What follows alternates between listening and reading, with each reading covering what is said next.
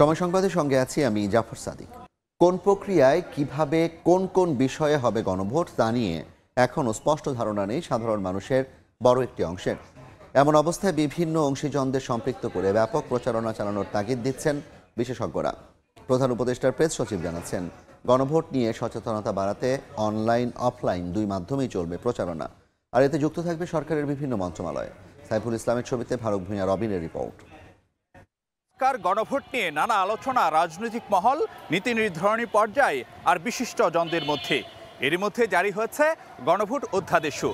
কিন্তু প্রশ্ন থেকে যায়, এ গণভোটের প্রধান অংশীজন যারা, সে গণমানুষ এ প্রক্রিয়া সম্পর্কে কতটা ওয়াকিবহাল। শহরের অলিগলি কিংবা গ্রামীণ জনপদ, ব্যানার, ফেস্টুন, তোরণে সবখানি এখন নির্বাচনের আগমনী বার্তা। কিন্তু একই দিনে হতে যাওয়া গণভোট সম্পর্কে কতটা জানে সাধারণ মানুষ? ঢাকার উপকণ্ঠে কেরানীগঞ্জের বটতলী গ্রামে কথা হয় ফসলের মাঠে কাজ করা এসব মানুষের সঙ্গে। কোন বিষয় এটা আমি কই চাচ্তাম না, আমি জানি না। এটা আমি আজকে তো শুনলাম। গণভোট সম্পর্কে আমাদের সেরকম কোনো কিছু ধারণা নাই, এটা তো জানার জন্য আগ্রহ ছিল আর কি। নানা আলোচনায় জমজমাট, চায়ের দোকানের আড্ডা, কিন্তু সেখানেও দেখা গেল গণভোট নিয়ে অনেকের ধারণা এখনো পরিষ্কার নয়। গণভোট হবে এইটুকুই জানি, এরকম ধারণা আমাদের কেউ বলো নাই আর দেও নেই। এটা মানুষের কাছে একটু খোলসা খোলার দরকার। গ্রামীণ জনপদ পেরিয়ে খোদ রাজধানীতেও দৃশ্যপট অনেকটা একই রকম। এখানেও গণভোট নিয়ে অন্ধকারে নাগরিকদের বড় একটি অংশ। এটা তো হানা ভোট হবে, এখন কোন বিষয় কি হবে সেটা তো আমরা পুরোপুরি জানি না। আসলে গণভোট সম্বন্ধে তেমন কিছু আসলে আমরা এখনো জানি না। হইলে ভালো হবে না খারাপ হবে ওগুলি আসলে আমরা অবগত না। বিশেষজ্ঞরা মনে করেন, প্রচারণায় ঘাটতির পাশাপাশি বেশিরভাগ নাগরিকের জন্য একেবারে নতুন এই নির্বাচনটি নিয়ে জানাশোনা কম। সেক্ষেত্রে সব অংশীজনকে সম্পৃক্ত করে সরকারকে উদ্যোগী হওয়ার তাগিদ বিশ্লেষকদের। জনগণকে যে জিনিসটা বোঝাতে হবে, সংস্কার বা রিফর্ম যদি হয় তাহলে রাষ্ট্রের চেহারাটা কিরকম হবে, আর যদি সংস্কার না হয়, রিফর্ম যদি না হয়, তাহলে রাষ্ট্রের চেহারাটা কিরকম হবে। এই ক্ষেত্রে সরকারের যেমন একটা রেসপন্সিবিলিটি আছে, একই সাথে নির্বাচন কমিশনকে এখানে হাত লাগাতে হবে। এর সাথে যদি রাজনৈতিক দলগুলো যুক্ত হয়, তাহলে আমাদের পক্ষে ইজিলি বোঝানোর একটা চেষ্টা আমরা করতে পারবো। প্রধান উপদেষ্টার প্রেস সচিব জানান, গণভোট নিয়ে ব্যাপক মাত্রায় সচেতনতার কাজটি করবে সরকারের কয়েকটি মন্ত্রণালয়। অনলাইন অফলাইন দুই মাধ্যমেই চলবে প্রচারণা। মানুষকে বোঝানো যে কিভাবে আপনি গণভোটটা দিবেন, তো এটা পুরো আসলে ইন্টারিম গভর্নমেন্টেরই দায়িত্ব এই জিনিসটাকে খুব ভালোভাবে প্রচার করা, এবং সে কাজটা আমরা খুব ভালোভাবে করব, এবং এই কাজটা ইলেকশন কমিশনও তার মতো করে করবে। সব মিলে আমরা মনে করি যে এটা খুব ইজি কাজ। তবে জানাশোনা কম থাকলেও গণভোট নিয়ে আগ্রহের কমতি নেই কারো মধ্যেই।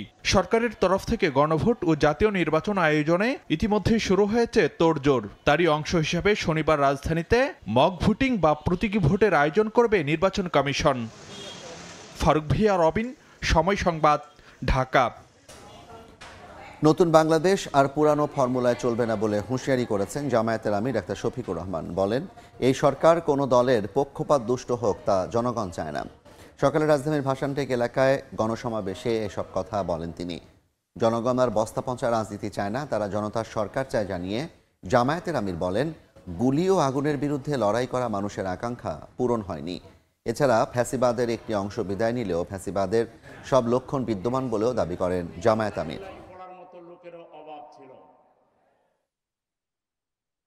দেশের আপামর জনগণ পুরানা বস্তা পচা দুর্গন্ধময় সেই রাজনীতি আর চায় না। এই রাজনীতির আমূল পরিবর্তন চায়, সংস্কার চায়, নতুন বাংলাদেশ দেখতে চায়। নতুন বাংলাদেশ পুরাতন ফর্মুলায় আর চলবে না ইনশাআল্লাহ। নতুন বাংলাদেশ চলবে নতুন ফর্মুলায়। ফেব্রুয়ারিতে রোজার পূর্বে যে নির্বাচন ইনশাআল্লাহ অনুষ্ঠিত হবে, সেই নির্বাচনে জনগণ যাদের কর্মসূচি সমর্থন করে, যাদের বক্তব্যে আস্থা রেখে তাদেরকে বাছাই করে নেবে, আমরা তাদেরকে অভিনন্দন জানানোর জন্য এখন থেকে প্রস্তুতি নিচ্ছি। নির্বাচনী কর্মসূচিতে বিশৃঙ্খলা সৃষ্টি করলে সুযোগ নেবে ফ্যাসিবাদের দোসররা, তাই যে কোনো কর্মসূচি নিয়ে সতর্ক থাকার আহ্বান জানিয়েছেন বিএনপি চেয়ারপারসনের উপদেষ্টা জয়নুল আবদিন ফারুক। সকালে জাতীয় প্রেস ক্লাবের সামনে টেক্সটাইল খাতে ষড়যন্ত্রের প্রতিবাদে জাতীয়তাবাদী টেক্সটাইল ইঞ্জিনিয়ার্স অ্যাসোসিয়েশন অব বাংলাদেশের প্রতিবাদ সমাবেশে তিনি একথা বলেন। তিনি আরও বলেন, নির্বাচন বানচালের ষড়যন্ত্র চলছে। একটি অংশ পালিয়ে গেলেও তাদের দোসররা দেশে সক্রিয় বলেও মন্তব্য করেন জয়নুল আবদিন। বিএনপির ৩১ দফা সফল করে এই সরকারের অধীনে একটি সুষ্ঠু নির্বাচনের তাগিদ দেন তিনি।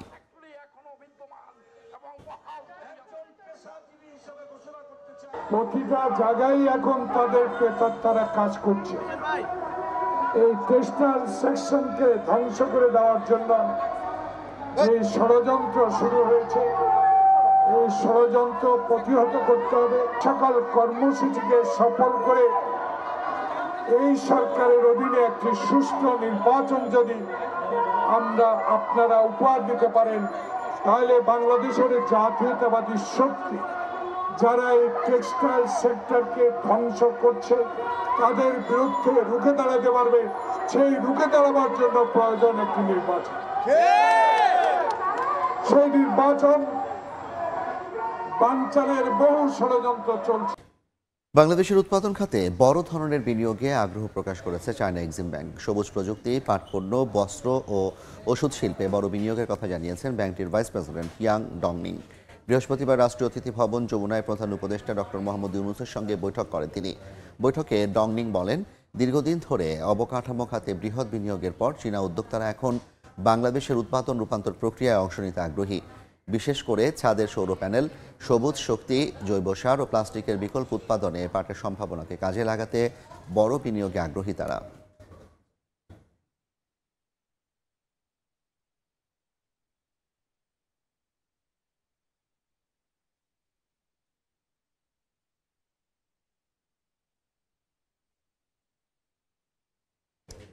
সিন্ডিকেটের কবলে শাকসবজির বাজার। শীতকালীন সবজির দাম না কমার সবচেয়ে বড় কারণ মধ্যস্বত্বভোগীদের দৌরাত্ম্য। কৃষকের ক্ষেত থেকে ভোক্তার ঝুড়ি পর্যন্ত হাত বদলায় কমপক্ষে ৫-৬ বার। এতে কেজিতে বাড়ে ২০ টাকা পর্যন্ত। আর তাই শীত ঘনিয়ে স্বস্তি নেই দামে। সরবরাহ বাড়লে দাম কমার আশা ব্যবসায়ীদের। শফিকুজ্জামান রুবেলের রিপোর্ট, ক্যামেরায় ছিলেন শাহজাহান খান। প্রকৃতিতে শীতের আমেজ, কিন্তু বাজার উত্তপ্ত। মৌসুমী সবজির দামে নেই শীতের ছোঁয়া। জীবনযাত্রা ব্যয় যখন লাগাতার বাড়ছে, তখন ভোক্তার খাবারের তালিকা ছোট হয় যেন নিয়তি। ভোক্তার জন্য রাজধানীর কারওয়ান বাজারের রোববারের সকালটাও শুরু হলো ভরপুর হতাশা নিয়ে। কয়েক সপ্তাহ ধরে বাজারে শীতের নতুন সবজি উঠলেও দাম পড়তির লক্ষণ নেই। ক্রেতারা কিনছেন কম, মুখে হতাশার ছাপ। বিক্রেতাদের ব্যাখ্যা, সরবরাহ কম, আরও ১ মাস গেলে দাম কমতে পারে। কিন্তু এই আশ্বাসে ভরসা পাচ্ছেন না কেউই। বৃষ্টি গাছে এই লেগে ফসল আর গাছপালা হয় নাই, লেগার দাম বেশি। আবার মনে করেন এই মাস পরে আল্লাহ দাম কমে যাব। শীতকালীন যে সবজি খাওয়া আমাদের যে প্রবণতা বা ইচ্ছা থাকে, সেটা এখন পর্যন্ত ওই পরিমাণ দাম কমার কোনো সম্ভাবনা বা পসিবিলিটি আমরা দেখতে পাচ্ছি না। শহরে বাজারের চিত্র যেমন হতাশার, তেমনি পাড়া মহল্লার অলিগলির চিত্র আরও ভয়াবহ।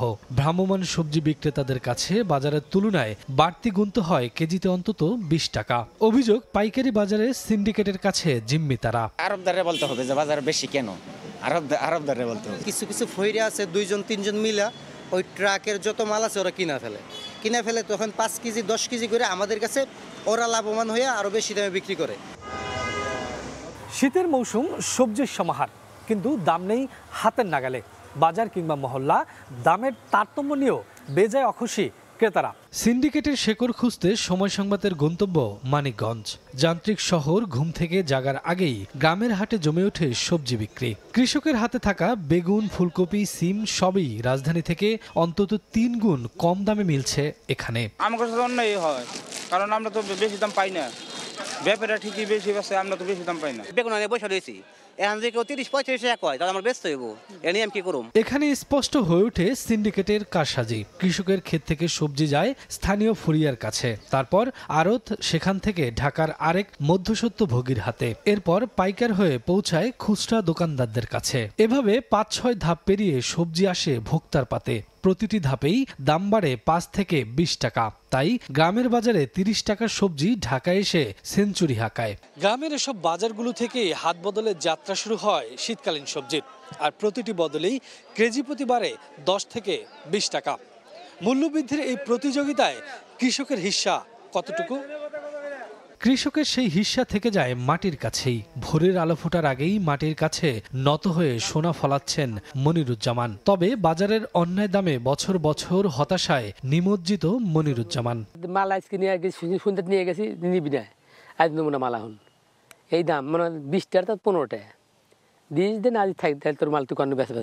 মনিরুজ্জামান একা নন, লাখো মনিরুজ্জামানের গল্প একই। শ্রম ও ঝুঁকি তাদের, কিন্তু লাভটুকু ভোগ করছেন অন্য কেউ। তবুও মাটির দিকে উবু হয়ে ধ্যানমগ্ন থাকেন কৃষক। ব্যাপারটা যদি কিনা না নেয় বুঝছেন, তাহলে তো মনে করেন এটা আমরা তো নিয়ে খুরশি রাখা বেচতে পারবো না। সময় বদলায়, বছর যায়, নতুন বছর আসে। মাঝখানে দাঁড়িয়ে সিন্ডিকেটের হাসি যেন সবার চেয়ে চওড়া হয়। ব্রাহ্মণবাড়িয়ায় আধিপত্য বিস্তারের জেরে গভীর রাতে আবারও গোলাগুলি, গুলিবিদ্ধ হয়ে নিহত হয়েছেন। গাজীপুরে শুরু হলো 5 দিন ব্যাপী জোর ইজতেমা। টঙ্গীর তুরাগ নদীর পাড়ে ইজতেমা ময়দানে ফজরের পর আম্বয়ানের মধ্য দিয়ে শুরু হয় জোর ইজতেমার আনুষ্ঠানিকতা। বিভিন্ন প্রান্ত থেকে মুসল্লিরা শরীক হন ইজতেমায়। আমল, দাওয়াত এবং দেশের প্রেক্ষাপটে করণীয় বর্জনীয় বিষয়ে গুরুত্বপূর্ণ বয়ান উপস্থাপন করার কথা রয়েছে এখানে। আগামী 2রা ডিসেম্বর আখেরি মোনাজাতের মধ্য দিয়ে শেষ হবে তাবলিগ জামাত বাংলাদেশে শুরাই নিজামের আয়োজনে জোর ইজতেমা। সাপ্তাহিক ছুটির দিনে পর্যটন শহর কক্সবাজারে ভিড় করেছেন পর্যটন প্রেমীরা। এই মুহূর্তে সৈকতের সুগন্ধা পয়েন্টে আছেন রিপোর্টার সুজাউদ্দিন রুবেল। সরাসরি যাচ্ছি তার কাছে। রুবেল, বেলা বাড়ছে, মানুষের সমাগম বাড়ছে। সকাল থেকে আসলে লক্ষ্য করছে সমুদ্র সৈকতে যে কয়টি পয়েন্ট রয়েছে সবকটি পয়েন্টে কিন্তু বিপুল সংখ্যক পর্যটক। বেলা বাড়ার সঙ্গে সঙ্গে যে সমুদ্র সৈকতের 3টি পয়েন্টের যে সাগর তীর জুড়ে, সেই সাগর তীর জুড়ে মানুষের ঢল নেমেছে এবং চিৎকার চেঁচামেচি হই হুল্লোড় আনন্দে মেতে রয়েছে পরিবার পরিজন, বন্ধু বান্ধব বা নবদম্পতি বা পরিবারের অন্যান্য সদস্যদের নিয়ে কক্সবাজার সমুদ্র সৈকতে ছুটে এসেছেন এবং তারা তাদের মতো করে আনন্দ উপভোগ করছেন। বিশেষ করে সমুদ্রের নীল জলরাশি রয়েছে, এখন শীত মৌসুম, সাগর শান্ত। এই শান্ত সাগরের নীল আকাশ এবং নীল জলরাশি উপভোগ করতে অনেকে টিউবে নিয়ে সাগরে গা নোনা জলে গা ভাসাচ্ছে, আবার অনেকেই যে তাদের যে সমুদ্র স্নান, সেই সমুদ্র স্নানে ব্যস্ত হয়ে পড়েছেন। আবার অনেকে টিউবে গা ভাসিয়ে ছবি তোলা থেকে শুরু করে যে হই হুল্লোড় যে মেতে থাকা, সকাল থেকে আসলে মেতে রয়েছে, এখনো পর্যন্ত সেই হই হুল্লোড় অব্যাহত রয়েছে। আর পাশাপাশি যে বালুচর রয়েছে, বালুচরেও কিন্তু মানুষের সমাগম অনেক বেশি। মিষ্টি রোদ, আবহাওয়া যে চমৎকার আবহাওয়া, এই আবহাওয়া উপভোগ করছেন। বালিয়াড়িতে অনেকে বিচ বাইক নিয়ে ঘুরছেন, ঘোড়ার পিঠে উঠছেন, ছবি তুলছেন। আবার অনেকে কিটকটে বসে যে মনোরম যে সাগর, যে শান্ত সাগর, সেই শান্ত সাগর উপভোগ করার জন্য ব্যস্ত হয়ে পড়েছেন। এভাবে কিন্তু আনন্দঘন মুহূর্তগুলো কাটছে বিপুল সংখ্যক পর্যটকদের যারা এসেছেন। তারা শুধু সমুদ্র সৈকত নয়, অন্যান্য যে পর্যটন স্পটগুলো রয়েছে, বিশেষ করে দীর্ঘ মেরিন ড্রাইভ 80 কিলোমিটার, সেই 80 কিলোমিটার মেরিন ড্রাইভও কিন্তু ছুটে যাচ্ছেন। আর 1 ডিসেম্বর থেকে 60টি জাহাজ সেন্ট মার্টিনে যাবে, সেজন্য এরই মধ্যে প্রস্তুতিও শেষ হয়েছে। 1 ডিসেম্বর থেকে পর্যটকরা সেন্ট মার্টিন যেতে পারবেন, সেটি আসলে জাহাজ কর্তৃপক্ষ জানিয়েছে। এরই মধ্যে প্রশাসন 60টি জাহাজের অনুমতি দিয়েছে এবং এসব জাহাজ কক্সবাজার যে নুনিয়ারছড়া ঘাট রয়েছে সেখানে অবস্থান করছে। এভাবে কিন্তু যে বেলা যত সময় গড়াচ্ছে কিন্তু ততই আমরা লক্ষ্য করছি কক্সবাজারের চাপ বাড়বে, সেটি বলছে পর্যটন ব্যবসায়ীরা। তবে এখন কিছুটা পর্যটকের আগমন কম বলছে, সেটির কারণ হিসাবে যে সমাপনী পরীক্ষা চলছে, সেজন্য পর্যটক কিছুটা কম। তবে যারা আসছেন তাদের নিরাপত্তায় লাইফগার্ড থেকে শুরু করে ট্যুরিস্ট পুলিশ এবং জেলা প্রশাসক পর্যাপ্ত নিরাপত্তা ব্যবস্থা নিয়েছে। তো এই ছিল আমার কাছে সৈকত থেকে সবশেষ। সরাসরি যুক্ত ছিলাম কক্সবাজার সমুদ্র সৈকত থেকে। বড়দিন উপলক্ষে প্রত্যাশা মতো পোশাক রপ্তানি করতে পারেননি গার্মেন্টস মালিকরা। রপ্তানি উন্নয়ন ব্যুরো ইপিবির তথ্যেও মিলেছে এমন তথ্য। উদ্যোক্তারা বলছেন, বৈশ্বিক মন্দা ও ট্রাম্পের পাল্টা শুল্কের প্রভাবে কমে গেছে ক্রেতাদের ক্রয় ক্ষমতা, যার নেতিবাচক প্রভাব পড়েছে রপ্তানিতে। আসন্ন নির্বাচন ঘিরে পরিস্থিতি কোন দিকে যাবে এমন দোলাচলেও ক্রয়াদেশ কমিয়েছেন পশ্চিমারা। রপ্তানির ইতিবাচক ধারায় ফিরতে সমন্বিত ও কৌশলগত কর্মপরিকল্পনা তৈরির পরামর্শ অর্থনীতিবিদদের। MSRFIনের রিপোর্ট।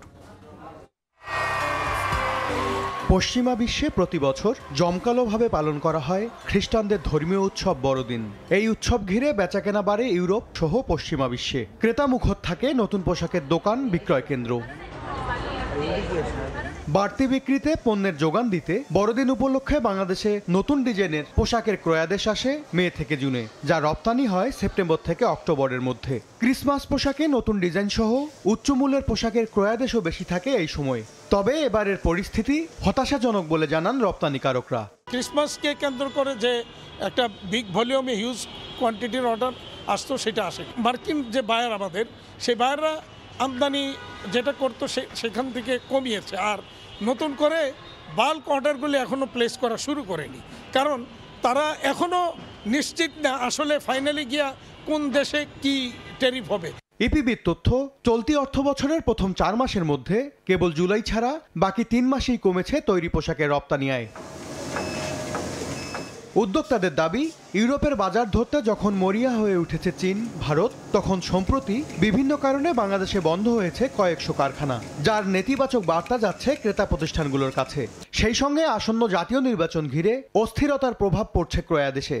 ক্রিসমাসের মালগুলো যখন যেত তখনই ট্যারিফ, যখনই যেত তখনই নির্বাচন, যখনই যেত তখনই আনরেস্ট, যখনই যেত তখনই বাংলাদেশের রাজনৈতিক পরিস্থিতি সুখকর নয়। বিদায় আমরা ওয়েট করতেছি ফিউচার কি হবে, আমাদের ইলেকশন কোথায় যাবে, দেশের পরিস্থিতি কোথায় যাবে, নির্বাচিত সরকার আসবে, দেন সবার কনফিডেন্ট ফিরে আসবে, আবার আমাদের ক্রিসমাস বলেন, ক্রিসমাস আর আবার ব্যবসার ফ্লোটা সামনের দিকে এগিয়ে যাবে বলে, এটাই হলো আসলে বাস্তব। প্রধান উপদেষ্টার গাইডলাইন অনুযায়ী হয়তো বা ফেব্রুয়ারিতে ইলেকশনটা হয়ে যাবে, এরপর হয়তো বা বায়াররা আমাদেরকে ফুল সুইংয়ে অর্ডার আগের মতো দিবে, যা দ্বারা আমাদের ক্যাপাসিটি আমরা ফুলফিল করতে পারবো।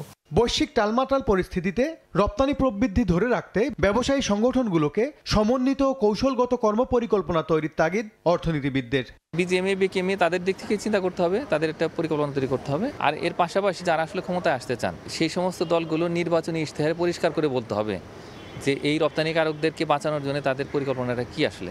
বন্দরের মাসুল ও শুল্ক জটিলতা কমিয়ে রপ্তানি সহায়ক পরিবেশ তৈরি করা না গেলে বৈশ্বিক প্রতিযোগিতায় টিকে থাকা কঠিন হবে বলে মনে করেন খাত সংশ্লিষ্টরা। MS আরিফিন, সময় সংবাদ, ঢাকা। প্রেস ক্লাবে বিএফইউজের দ্বিবার্ষিক কাউন্সিল 2025-এর উদ্বোধনী অধিবেশনে কথা বলছেন বিএনপি মহাসচিব মির্জা ফখরুল ইসলাম আলমগীর। সরাসরি যাচ্ছে সেখানে। তিনি একদলীয় শাসন ব্যবস্থা থেকে বহুদলীয় শাসন ব্যবস্থা নিয়ে এসেছিলেন এবং বন্ধ করে দেওয়া সমস্ত পত্রিকাগুলোকে খুলে দিয়েছিলেন, গণমাধ্যমের স্বাধীনতাকে নিশ্চিত করেছিলেন। ঠিক একইভাবে পরবর্তীকালে আমাদের নেত্রী দেশনেত্রী বেগম খালেদা জিয়া গণমাধ্যমের স্বাধীনতার জন্য যা কিছু করা দরকার তিনি চেষ্টা করতেন। আমরা আমাদের 31 দফায় খুব পরিষ্কার করে বলেছি যে আমরা নিশ্চিত করব গণমাধ্যমের স্বাধীনতা, অর্থাৎ একেবারে পুরোপুরি ইন্ডিপেন্ডেন্ট যেটা থাকবে, স্বাধীন থাকবে, সে বিষয়টি আমরা নিশ্চিত করব। এ ব্যাপারে আমাদের কমিটমেন্ট পরীক্ষিত, নট দ্যাট যে আমরা শুধুমাত্র কথার কথা বলে আমরা এই কথাগুলো বলছি, এটা আমরা আমাদের পরীক্ষার মধ্যে নিয়েছি। এখানে এক ভাই বলেছেন চ্যানেল আই কথা, চ্যানেল আইকে আপনার বিএনপির সঙ্গে জড়াচ্ছেন কেন? দুঃখিত, চ্যানেল 1 তাকে তো জড়াচ্ছেন কেন? এটা একটা প্রাইভেট অর্গানাইজেশন, ব্যক্তি মালিকানাধীন একটি প্রতিষ্ঠান। প্রতিটি আপনার হাউসই কিন্তু ব্যক্তি মালিকানাধীন রয়েছে। এখানে কোনো রাজনৈতিক দলকে সম্পৃক্ত করাটা আমার মনে হয় সঠিক হবে না। আমরা এই জায়গাগুলো আপনাদের বিবেচনা করা দরকার। আর সবচেয়ে বড় জিনিস যেটা কি, আপনি যদি আপনার অধিকার প্রতিষ্ঠিত করতে চান চাকরির ক্ষেত্রে বা অন্যান্য ক্ষেত্রে, আপনার ইউনিয়নকে আরও শক্তিশালী হতে হবে, আপনাদেরকে সক্রিয় দাঁড়াতে হবে।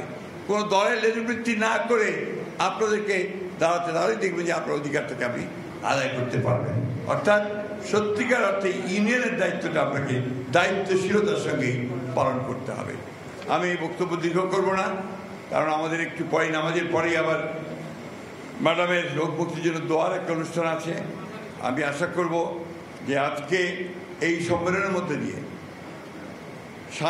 বাংলাদেশের সাংবাদিক জগতে, এই সমাজে একটা নতুন একটা ধারণা সৃষ্টি হবে। সেই ধারণাটা হচ্ছে যে আমরা বাংলাদেশকে সত্যিকার অর্থেই একটা গণতান্ত্রিক রাষ্ট্রে পরিণত করব। আমরা বাংলাদেশকে সত্যিকার অর্থেই একটি শক্তিশালী, একটা অর্থনৈতিকভাবে সমৃদ্ধ, একই সঙ্গে পরমত সহিষ্ণু একটি রাষ্ট্র হিসেবে আমরা গড়ি। এই ছিল দুপুর 12টার সময় সংবাদে। খেলার সময় নিয়ে সঙ্গে থাকবেন সহকর্মী মাসুম আলম খান। জাফর সাদিক, আপনাকে ধন্যবাদ। খেলার সময়ের আয়োজন নিয়ে আসছে কিছুক্ষণ পর, সঙ্গেই থাকুন সময়ের।